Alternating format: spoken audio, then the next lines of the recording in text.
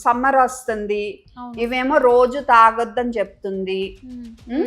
అందుకని నా మీద డిఫమేషన్ కేసు అని పెట్టారు.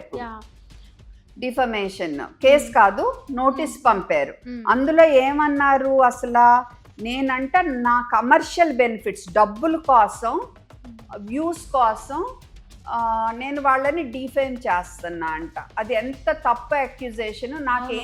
నాకు ఇది స్ట్రెస్ యాక్చువల్గా చెప్పాలంటే. కాకపోతే మిలియన్స్ ఆఫ్ కిడ్స్, ఎంతోమంది కోట్ల జనాభా కోసం ఇంత ఓపికగా ఫైట్ చేస్తే, నేను 8 ఏళ్ల నుంచి వ్యూస్ కోసం నేను ఫైట్ చేశాను. ఇప్పుడు వచ్చే వ్యూస్ కోసం నాకు అవసరమా? నేను హైదరాబాద్లో one of the most successful paediatricians.